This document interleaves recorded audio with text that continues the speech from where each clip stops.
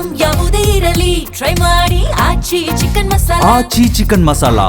ಅಫ್ಘಾನಿಸ್ತಾನದ ಹಿಂದೂಕುಷ್ ಪರ್ವತ ಶ್ರೇಣಿಯನ್ನ ಕೇಂದ್ರವಾಗಿಟ್ಟುಕೊಂಡು 5.9 ತೀವ್ರತೆಯ ಈ ಭೂಕಂಪ ಸಂಭವಿಸಿದೆ. ಹವಾಮಾನ ಇಲಾಖೆ ಮತ್ತು ಭೂಕಂಪನ ಶಾಸ್ತ್ರ ಕೇಂದ್ರದ ಮಾಹಿತಿಯ ಪ್ರಕಾರ ಈ ಭೂಕಂಪದ ತೀವ್ರತೆಯು ರಿಕ್ಟರ್ ಮಾಪಕದಲ್ಲಿ 5.9ರಷ್ಟು ದಾಖಲಾಗಿದೆ. ಈ ಪ್ರಬಲ ಕಂಪನದ ಕೇಂದ್ರ ಬಿಂದು ಅಫ್ಘಾನಿಸ್ತಾನದಲ್ಲಿದ್ದು ಭೂಮಿಯ ಮೇಲ್ಮೈಯಿಂದ ಸುಮಾರು 175 ಮೀಟರ್ ಆಳದಲ್ಲಿ ಇದರ ಚಟುವಟಿಕೆಗಳು ನಡೆದಿವೆ ಎಂದು ವರದಿಯಾಗಿದೆ. ಅಫ್ಘಾನಿಸ್ತಾನದಲ್ಲಿ 5.9 ತೀವ್ರತೆಯ ಭೂಕಂಪದ ನಂತರ ದೆಹಲಿ, ಎನ್ಸಿಆರ್ ಮತ್ತು ಉತ್ತರ ಭಾರತದ ಹಲವಾರು ಭಾಗಗಳಲ್ಲಿ ಪ್ರಬಲ ಭೂಕಂಪನದ ಅನುಭವವಾಗಿದೆ. ಜಮ್ಮು ಮತ್ತು ಕಾಶ್ಮೀರದ ಪೂಂಚ್, ಶ್ರೀನಗರ ಮತ್ತು ಉಧಂಪುರ ಸೇರಿದಂತೆ ಹಲವಾರು ನಗರಗಳಲ್ಲಿಯೂ ಕಂಡುಬಂದಿದೆ. ಈ ಕಂಪನವು ಕೆಲವೇ ಸೆಕೆಂಡುಗಳ ಕಾಲ ಉಂಟಾಯಿತು. ಆದರೆ ಜನರು ಭಯಭೀತರಾಗಿ ಸುರಕ್ಷತೆಗಾಗಿ ಹೊರಗೆ ಓಡಿ ಬಂದರು. ರಾಷ್ಟ್ರ ರಾಜಧಾನಿ ದೆಹಲಿ ಸೇರಿದಂತೆ ಉತ್ತರ ಭಾರತದ ಹಲವು ಸ್ಥಳಗಳಲ್ಲಿ ಪ್ರಬಲ ಭೂಕಂಪದ ಕಂಪನಗಳು ಉಂಟಾಗಿದ್ದು ಜನರಲ್ಲಿ ತೀವ್ರ ಆತಂಕ ಸೃಷ್ಟಿಸಿದೆ. ವರದಿಗಳ ಪ್ರಕಾರ ನೋಯ್ಡಾದಿಂದ ಜಮ್ಮು ಮತ್ತು ಕಾಶ್ಮೀರದವರೆಗೆ ಭೂಮಿ ಕಂಪಿಸಿದೆ. ಪಂಜಾಬ್, ಹರಿಯಾಣ, ಜಮ್ಮು ಮತ್ತು ಕಾಶ್ಮೀರ, ಕಾರ್ಗಿಲ್ನಲ್ಲೂ ಕಂಪನದ ಅನುಭವವಾಗಿದೆ. ಸಾವು ನೋವು ಅಥವಾ ಆಸ್ತಿಪಾಸ್ತಿ ಹಾನಿಯ ಬಗ್ಗೆ ಯಾವುದೇ ವರದಿಗಳು ಬಂದಿಲ್ಲ. ಕಂಪನಗಳು ಸೌಮ್ಯ ಸ್ವರೂಪದ್ದಾಗಿದೆ ಎಂದು ತಿಳಿದು ಬಂದಿದೆ.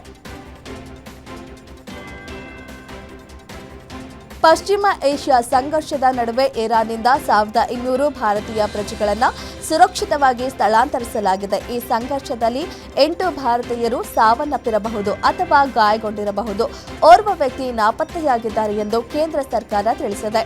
ಈ ಕುರಿತು ಮಾಹಿತಿ ನೀಡಿದ ವಿದೇಶಾಂಗ ಸಚಿವಾಲಯದ ವಕ್ತಾರ ರಣಧೀರ್ ಜೈಸ್ವಾಲ್, ಇರಾನ್ನಿಂದ 1200ಕ್ಕೂ ಹೆಚ್ಚು ಭಾರತೀಯ ಪ್ರಜೆಗಳನ್ನು ಸುರಕ್ಷಿತವಾಗಿ ಸ್ಥಳಾಂತರಿಸಲಾಗಿದೆ ಎಂದರು. ಅಮೆರಿಕ, ಇರಾನ್, ಇಸ್ರೇಲ್ ನಡುವೆ ಯುದ್ಧ ಮುಗಿಯೋದು ಸದ್ಯಕ್ಕೆ ಡೌಟ್ ಅಂತ ಹೇಳಲಾಗ್ತಿದೆ. ಮೊನ್ನೆ ತಾನೇ ಅಮೆರಿಕ ಇರಾನ್ ಜೊತೆ ಸಂಧಾನ ಮಾತುಕತೆಗೆ ಟ್ರೈ ಮಾಡ್ತಿದ್ದೀವಿ ಅಂತ ಹೇಳಿತ್ತು. ಆದರೆ ಹೇಳಿ ಒಂದೇ ಒಂದು ದಿನ ಆಗಿಲ್ಲ. ಇದಕ್ಕಿದ್ದಂತೆ ಇರಾನ್ನ ಬೃಹತ್ ಸೇತುವೆ ಮೇಲೆ ಅಮೆರಿಕ ಅಟ್ಯಾಕ್ ಮಾಡಿ ಧ್ವಂಸಗೊಳಿಸಿದೆ.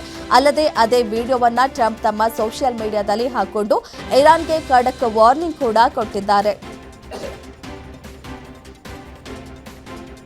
ಇರಾನ್ನ ಟೆಹರಾನ್ ಹಾಗೂ ಕರಾಚಿ ನಡುವೆ ಸಂಪರ್ಕ ಕಲ್ಪಿಸುವ B1 ಸೇತುವೆಯ ಮೇಲೆ ಅಮೆರಿಕ, ಇಸ್ರೇಲ್ ನಡೆಸಿದ ಜಂಟಿ ದಾಳಿ ನಡೆಸಿದ್ದು ಈ ಕ್ಷಿಪಣಿಗಳು ಸೇತುವೆಯ ಮಧ್ಯಭಾಗಕ್ಕೆ 2 ಬಾರಿ ಡಿಕ್ಕಿ ಹೊಡೆದಿದೆ.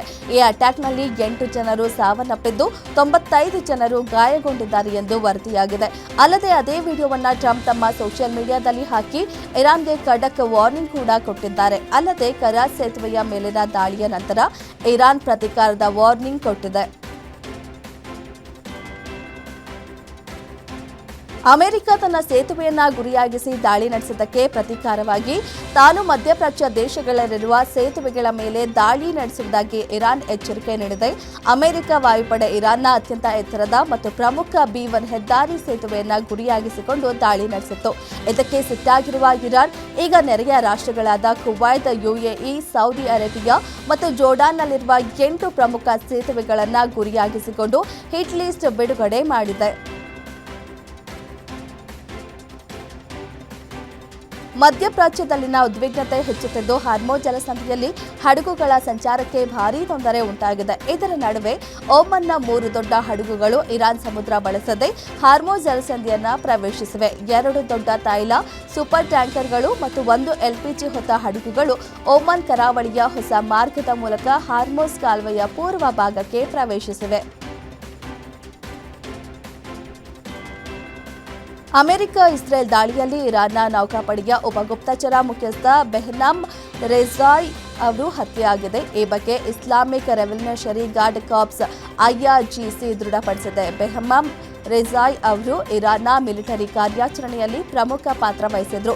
ಸಮುದ್ರ ಬೆದರಿಕೆಗಳನ್ನು ಮೇಲ್ವಿಚಾರಣೆ ಮಾಡುವ ಮತ್ತು ಪ್ರಾದೇಶಿಕ ಸಮುದ್ರಾದ್ಯಂತ ಕಾರ್ಯತಂತ್ರದ ಮಾಹಿತಿಯನ್ನ ಸಂಗ್ರಹಿಸುವ ಜವಾಬ್ದಾರಿಯನ್ನ ಹಾಗೂ ಗುಪ್ತಚರ ಕಾರ್ಯಾಚರಣೆಗಳನ್ನು ಮುನ್ನಡೆಸಿದ್ರು. ಕಳೆದ 24 ಗಂಟೆಗಳಲ್ಲಿ ಅಮೆರಿಕದ 2 F-35 ಜೆಟ್ಗಳನ್ನು ಹೊಡೆದು ಉರುಳಿಸಿದ್ದೇವೆ ಎಂದು ಇರಾನ್ ಹೇಳಿಕೊಂಡಿದೆ. ಇರಾನ್ ಮಾಧ್ಯಮಗಳು F-35 ಸ್ಟೆಲ್ತ್ ಫೈಟರ್ ವಿಮಾನವನ್ನು ಮಧ್ಯ ಇರಾನ್ ಮೇಲೆ ಇಸ್ಲಾಮಿಕ್ ರೆವಲ್ಯೂಷನರಿ ಗಾರ್ಡ್ ಕಾರ್ಪ್ಸ್ ಹೊಡೆದು ಉರುಳಿಸಿದೆ ಎಂದು ಹೇಳಿಕೊಂಡಿವೆ.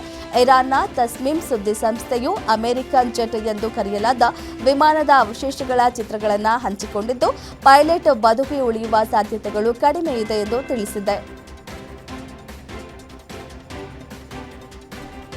ಇರಾನ್ ಯುದ್ಧದ ನಡುವೆಯೇ ಜಾಗತಿಕವಾಗಿ ಇಂಧನ ಪೂರೈಕೆ ಮೇಲೆ ಗಂಭೀರ ಪರಿಣಾಮಗಳು ಎದುರಾಗ್ತಿದ್ದು, ನೆರೆಯ ಪಾಕಿಸ್ತಾನದಲ್ಲಿ ತೈಲೋತ್ಪನ್ನಗಳ ದರಗಳು ಗಗನಕ್ಕೆ ಏರಿವೆ. ಈಗಾಗಲೇ ಪಾಕಿಸ್ತಾನದಲ್ಲಿ ಇಂಧನ ದರ ದುಬಾರಿಯಾಗಿದ್ದು, ಪ್ರತಿ ಲೀಟರ್ ಪೆಟ್ರೋಲ್ ದರದಲ್ಲಿ ಶೇಕಡಾ 42.7% ಅಂದರೆ $137.24 ಏರಿಕೆಯಾಗಿ $458.40 ಹೆಚ್ಚಳವಾಗಿದೆ.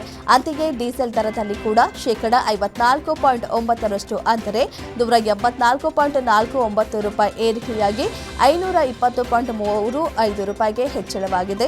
ಲೀಟರ್ಗೆ $458 ಡೀಸೆಲ್ ಏರಿಕೆಯಾಗಿದೆ. ಶ್ರೇಯಸ್ ಅಯ್ಯರ್ ಸೇರಿದಂತೆ ಅಗ್ರ ಕ್ರಮಾಂಕದ ಬ್ಯಾಟ್ಸ್ಮನ್ಗಳ ಅಬ್ಬರದ ನೆರವಿನಿಂದ ಪಂಜಾಬ್ ಕಿಂಗ್ಸ್ ತಂಡ ಎದುರಾಳಿ ಚೆನ್ನೈ ಸೂಪರ್ ಕಿಂಗ್ಸ್ ವಿರುದ್ಧ 5 ವಿಕೆಟ್ಗಳ ಗೆಲುವು ಸಾಧಿಸಿತ್ತು.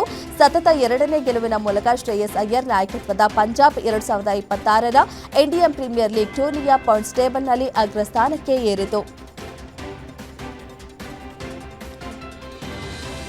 ಸಿಲಿಕಾನ್ ಸಿಟಿಯಲ್ಲಿ ಕ್ರಿಕೆಟ್ ಲೋಕದ ಅತಿದೊಡ್ಡ ಐಪಿಎಲ್ ಹಬ್ಬ ಶುರುವಾಗಿದೆ. 16 ಸವಾಲುಗಳ ನಡುವೆ ಪಂದ್ಯ ಆಯೋಜಿಸಿದ್ದ ಕೆಎಸ್ಸಿಎಗೆ ಇದೀಗ ಜಿಪಿಎ ಮತ್ತೊಂದು ದೊಡ್ಡ ಶಾಕ್ ಕೊಟ್ಟಿದೆ. ಕ್ರೀಡಾಂಗಣದ ಒಳಗೆ ಹಾಗೂ ಸುತ್ತಮುತ್ತ ಹಾಕಿದ್ದ ಬೃಹತ್ ಗಾತ್ರದ ಎಲ್ಇಡಿ ಪರದೆಗೆ ಅನುಮತಿಯನ್ನ ಪಡೆದಿರಲಿಲ್ಲವಂತೆ. ಜಾಹೀರಾತು ನಿಯಮ ಉಲ್ಲಂಘನೆ ಆರೋಪದಡಿ ಕೆಎಸ್ಸಿಎಗೆ ಬೆಂಗಳೂರು ಕೇಂದ್ರ ನಗರ ಪಾಲಿಕೆ ಅಧಿಕಾರಿಗಳು ನೋಟಿಸ್ ಕೊಟ್ಟಿದ್ದಾರೆ. ಬೆಂಗಳೂರಿನ ಚಿನ್ನಸ್ವಾಮಿ ಕ್ರೀಡಾಂಗಣದಲ್ಲಿ ನಾಳೆ ನಡೆಯಲಿರುವ ಆರ್ಸಿಬಿ ವರ್ಸಸ್ ಸಿಎಸ್ಕೆ ಹೈವೋಲ್ಟೇಜ್ ಪಂದ್ಯಕ್ಕೆ ಭದ್ರತೆ ಹಾಗೂ ಟಿಕೆಟ್ ವ್ಯವಸ್ಥೆ ಬಗ್ಗೆ ಪೊಲೀಸರು ಕೆಎಸ್ಸಿಎ ಜೊತೆ ಚರ್ಚೆ ನಡೆಸಿದ್ದಾರೆ. ಕಳೆದ ಬಾರಿ ನಕಲಿ ಟಿಕೆಟ್ ಪ್ರಕರಣ ನಡೆದಿದ್ದ ಹಿನ್ನೆಲೆ ಈ ಬಾರಿ ನಕಲಿ ಟಿಕೆಟ್ಗಳನ್ನು ತಡೆಯಲು ಹೆಚ್ಚಿನ ಭದ್ರತೆ ಮತ್ತು ಆನ್ಲೈನ್ ವ್ಯವಸ್ಥೆ ಬಗ್ಗೆ ಕೆಎಸ್ಸಿಎ ಜೊತೆ ಚರ್ಚಿಸಲಾಗಿದೆ. ನಾಳಿನ ಪಂದ್ಯಕ್ಕೆ ಹೆಚ್ಚು ಭದ್ರತೆ ವಹಿಸಲಾಗಿದೆ. ಕೋಲ್ಕತಾ ನೈಟ್ ರೈಡರ್ಸ್ ವಿರುದ್ಧ ಈಡನ್ ಗಾರ್ಡನ್ನಲ್ಲಿ ನಡೆದ ಪಂದ್ಯವು ಕ್ರಿಕೆಟ್ ಅಭಿಮಾನಿಗಳ ಕಣ್ಣಿಗೆ ಹಬ್ಬವಾಗಿತ್ತು. ಆರಂಭದಲ್ಲೇ ಸ್ಫೋಟಕ ಪ್ರದರ್ಶನಕ್ಕೆ ಇಳಿದ ಸನ್ರೈಸರ್ಸ್ ಹೈದರಾಬಾದ್ ತಂಡದ ಆಟಗಾರರು ಸಿಕ್ಸರ್ ಬೌಂಡರಿ ಮಳೆ ಸುರಿಸಿದ್ರು. ಆದರೆ ಈ ಪಂದ್ಯದಲ್ಲಿ 228.57 ಸ್ಟ್ರೈಕ್ ರೇಟ್ನಲ್ಲಿ 48 ರನ್ ಗಳಿಸಿದ್ರು. ಆರಂಭಿಕ ಆಟಗಾರ ಅಭಿಷೇಕ್ ಶರ್ಮಾಗೆ ಬಿಸಿಸಿಐ ಪಂದ್ಯ ಶುಲ್ಕದ ಶೇಕಡಾ 25% ದಂಡ ವಿಧಿಸಿದೆ. 2026ರ ಐಪಿಎಲ್ ವಿಶ್ವಕಪ್ ಟೂರ್ನಿ ಬಳಿಕ ಕ್ರಿಕೆಟ್ ವಿಚಾರದಲ್ಲಿ ಮಹತ್ವದ ಬೆಳವಣಿಗೆ ಕಂಡುಬಂದಿದೆ. ಐಪಿಎಲ್ ಆಡಳಿತ ಮಂಡಳಿ ಅಧ್ಯಕ್ಷ ಅರುಣ್ ಧುಮಾರ್ ಬಾಂಗ್ಲಾದೇಶದ ಆಟಗಾರರಿಗೆ ಮತ್ತೆ ಐಪಿಎಲ್ ಆಡುವ ಅವಕಾಶ ನೀಡುವುದಾಗಿ ಸುಳಿವು ಕೊಟ್ಟಿದ್ದಾರೆ.